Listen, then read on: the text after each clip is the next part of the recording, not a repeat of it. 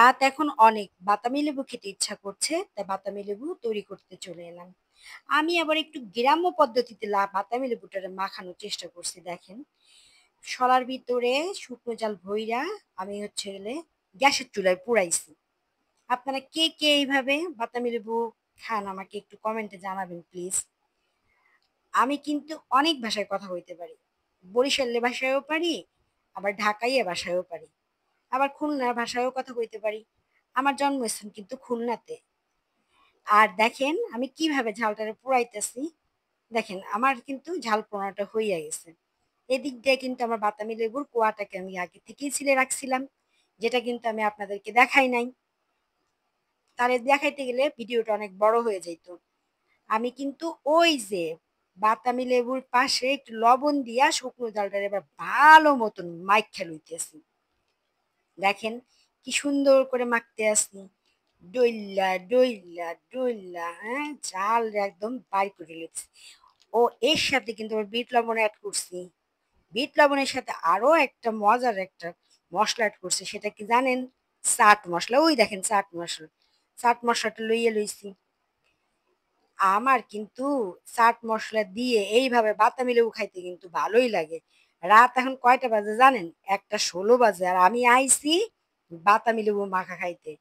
বাসার সবাই কিন্তু ঘুমাই গেছে। আমি কিন্তু এক, এক করে সবাইরে এখন এই বাতাবি লেবু মাইখে তারপরে ডাকবো।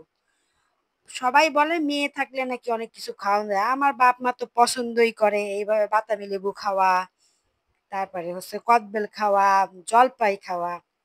আপনারা কে, কে এইভাবে মাখায় খাইতে পছন্দ করেন আমারে কিন্তু কমেন্টে জানাবেন। শোনেন এত রাত্রে যদি গালে পানি চলে আসে আমি কিন্তু কোনো দায়ী না, বুঝছেন? আমি কিন্তু কিছু কইতে পারুম না তাইলে। আপনারা এজন্য আমাকে কিন্তু কিছু বকাঝকা করবেন না। দেখেন বাতাবি লেবুটা কি সুন্দর করে মাখতে আছি। এই যে কিন্তু এই যে ঝাল ডলতে আছি রাইতে ১টার সময় আমার যে হাতটা যে জ্বলবো, সেই জ্বলনি কিন্তু কেউ বাক লইব না। এইটাই হচ্ছে আমাকে মাইয়া মানুষের জীবন, বুঝছেন? যাই হোক, দেখেন এই যে বাতাবি লেবুটা সুন্দর করে মাখা হইয়া গেছে। মাখতে আছি, মাখতে আছি। আর এদিকে কিন্তু ফ্যামিলি মেম্বাররা তারা কিন্তু অলরেডি ঝালের ঘ্রাণ পাইয়া গেছে। হ্যাঁ, জালের ঘ্রাণ পাইয়া গেছে। কিন্তু কিছু করণ নাই আমার। জালের ঘ্রাণ পায় পাগগা। কিন্তু যখন বাতাবি লেবুটা মাখা খাবে না তখন বুঝবে যে কি মজা।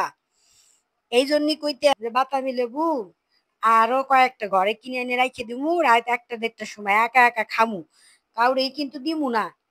আপনারা কিন্তু সবাই একটু জানেন যে বাকি যে চাট মশলাটুক ছিল সেটুকু কিন্তু ডাইলা দিছি। এখন বুঝতেই তো পারতেছেন যে কি মজাটা হইছে। ভাই আমি কিন্তু একদম এই প্রফেশনের সাথে নতুন। কিভাবে কথা কইতে হয়, কিভাবে কনটেন্ট বানাইতে হয় কিচ্ছু কিন্তু পারি না। আপনারা আমার একটু সাপোর্ট দিয়েন, আমার পাশে থাইকেন। আমি তাহলে আপনাদের কাছে কৃতজ্ঞ থাকবো। আপনাদের একটু সাপোর্ট কিন্তু আমারে নতুন, নতুন ভিডিও বানানোর জন্য উদ্বুদ্ধ বানায়, বুঝছেন? যাই হোক, আমি এবার একটু সুন্দরভাবে আপনাদেরকে দেখাই যে কি সুন্দর হইছে।